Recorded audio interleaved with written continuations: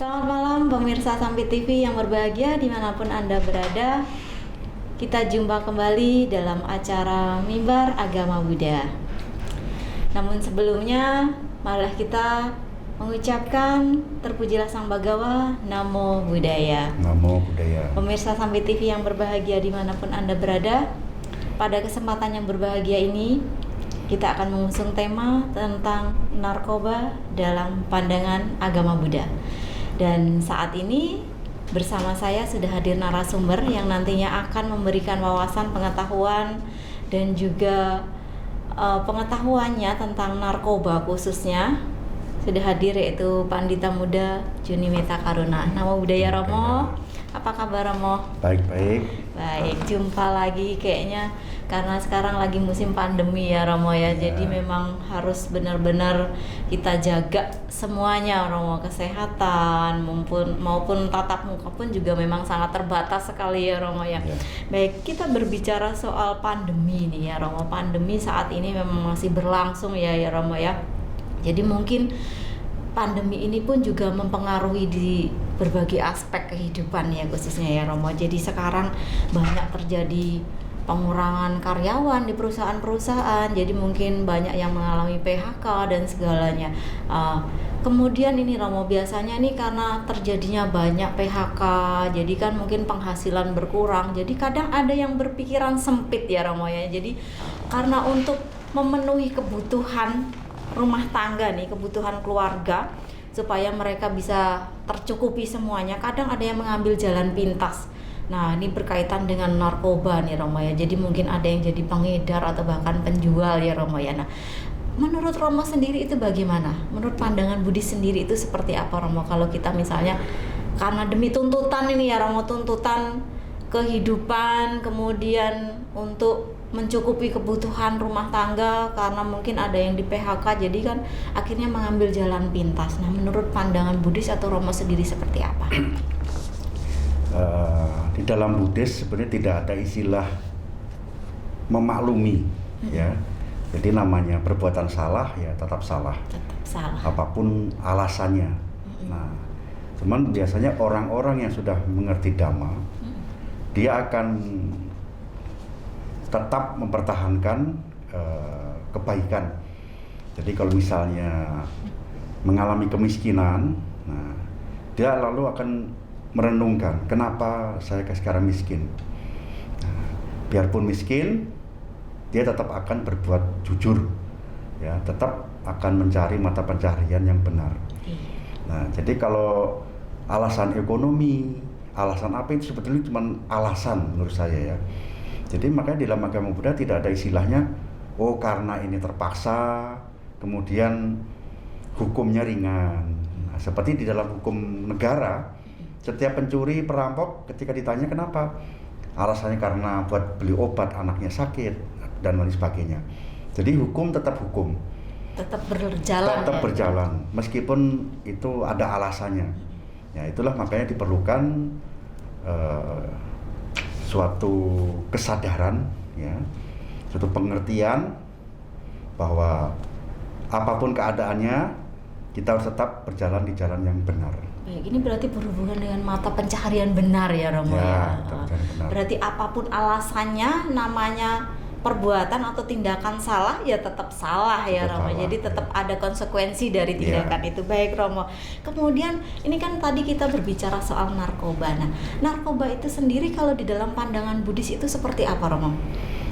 Apakah itu bisa merupakan pelanggaran atau mungkin istilahnya apa ya? Boleh tidak sih di dalam agama Buddha itu sendiri gitu loh Romo? Saya rasa bukan di agama Buddha saja ya. Setiap agama tentu tidak akan mengizinkan umatnya menggunakan narkoba, ya. Jadi tidak akan mengizinkan atau membenarkan. Nah, dalam agama Buddha itu sesuai dengan Pancasila, penggunaan narkoba itu sudah melanggar Pancasila, sila kelima, yaitu Suramiraya Majapahit. Jadi intinya menghindari makanan atau minuman hasil sulingan yang dapat memabukkan. Intinya narkoba itu membuat kesadaran, lemahnya kesadaran. Jadi otomatis pelanggaran.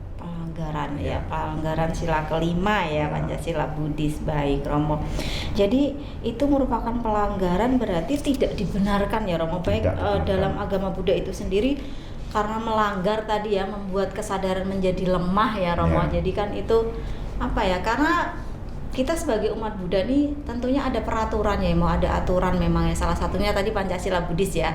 Nah jadi Pancasila Buddhis itu kan memang sebagai garawasa nih, kita memilih sebagai kehidupan berumah tangga, tentunya memang harus mempraktekkan itu ya, karena itu merupakan aturan dasar dan aturan moral basic bagi kita menjalani kehidupan ya Romo ya, sebagai umat Buddha. Baik Romo, nah ini narkoba Romo, jadi tadi sila kelima itu mengkonsumsi makanan atau minuman hasil sulingan yang menyebabkan lemahnya kesadaran, berarti di situ termasuk minuman-minuman yang beralkohol itu ya Romo ya, salah satunya ya.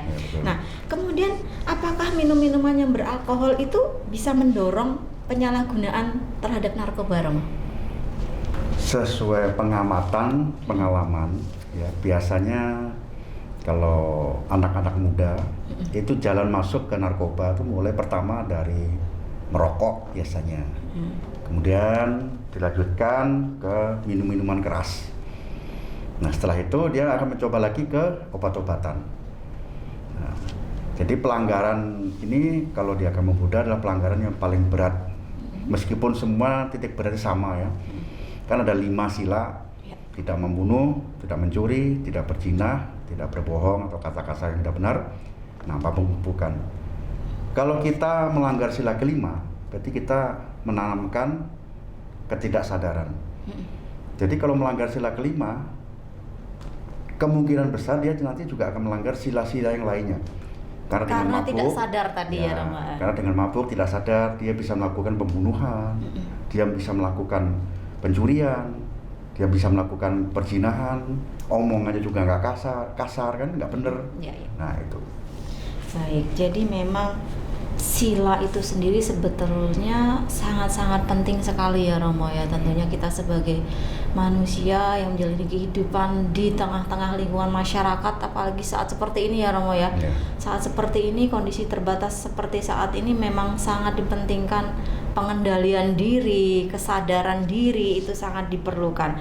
Baik Romo, ketika ini ya, tadi kan minuman keras itu bisa mendorong ya, bisa mendorong penyalahgunaan narkoba. Nah, jika memang minuman keras itu bisa mempengaruhi tingkat penggunaan narkoba nih, tapi kenapa ya masih banyak aja orang-orang yang menjual minuman-minuman yang beralkohol itu, padahal itu kan memang sudah di dalam agama, tidak agama Buddha sendirilah, mungkin agama-agama yang lain juga pasti tidak mengizinkan ya Romo. Tapi kenapa ya masih seperti itu, masih ada penjualan seperti itu?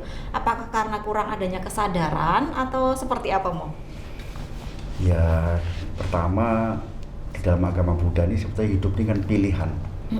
Kita tidak bisa melarang orang lain ya untuk tidak melakukan kejahatan. Ya. Nah seperti minuman tadi, kenapa masih ada yang jual? Ada minuman-minuman tertentu yang dikaitkan dengan tradisi, misalnya budaya masyarakat setempat, kayak di Bali brem, kan, di sini baram, dan lain sebagainya. Nah, biasanya penjual ini berlindung di balik itu biasanya, atas dasar kebiasaan atau budaya. Nah, seperti kayak kita bir, ya, bir itu bagi kalangan tertentu adalah minuman beralkohol yang ringan. Kalau kita sekedar minum secukupnya, asal tidak menyebabkan memabukkan, ya menurut saya ya nggak masalah. Gitu tidak masalah dan bukan pelanggaran. Kadang-kadang kita karena misalnya ada tamu dari luar, sebagai penghormatan, ya kan, sekedar. Karena kayak minuman keras di luar negeri pun memang diperbolehkan ya. Ya karena mereka sesuai dengan suhu di sana ya. Fungsinya untuk menghangatkan badan. Lah yang jadi masalah ini yang sebagai ini alat untuk mabuk-mabukan tadi, minumnya berlebihan. Nah, berarti dilihat dari segi tujuannya sendiri sebetulnya ya Romo ya. Ya kalau tujuannya memang kayak misalnya di luar negeri itu kan memang karena iklim ya, karena cuaca dingin, jadi tujuannya untuk menghangatkan badan. Karena di masakan pun juga ada yang menggunakan alkohol. Nah, tapi kegunaannya kan untuk masak. untuk mengharumkan biasanya yang daging, yang supaya menghilangkan bau amis. Nah, tapi karena digunakan secukupnya, tidak berlebihan, tidak berlebihan ya, akhirnya tidak melanggar ya. Tidak Karena melanggar. dikatakan melanggar itu apabila itu digunakan atau dikonsumsi secara berlebihan kemudian mengakibatkan kesadaran kita melemah gitu ya Jadi Rama ya. akhirnya kita pun dikendalikan oleh makanan itu sendiri. Iya, jadi akhirnya menjadi apa ya? Kayak semacam kecanduan begitu ya Rama ya. Iya, betul sekali Rama. Baik Rama.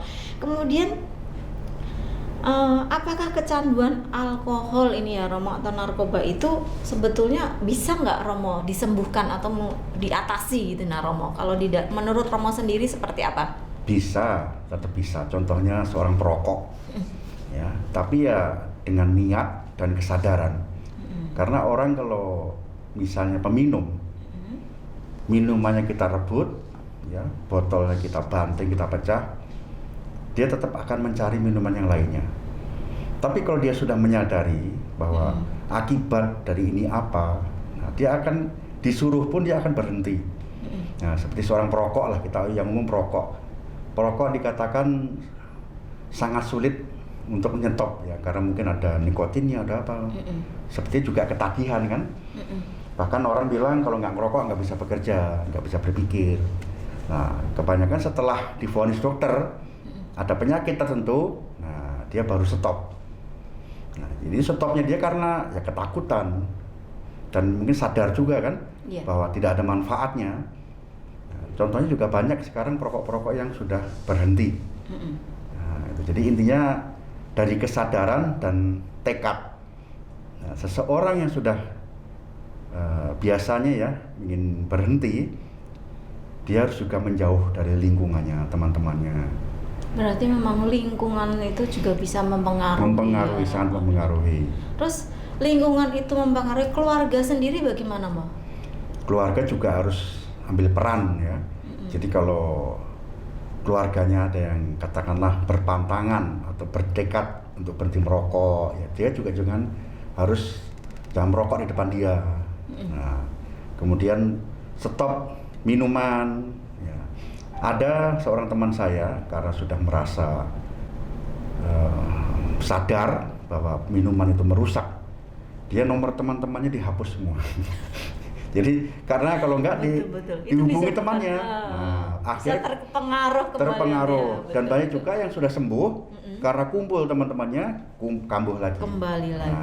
Nah, ya, itu. Berarti memang yang pertama ini keluarga juga harus mendukung, lingkungan di mana kita untuk biasanya berkumpul itu juga sangat berpengaruh sekali ya Romo ya. Kita itu dari kita. Kita yang menjauh dari lingkungan.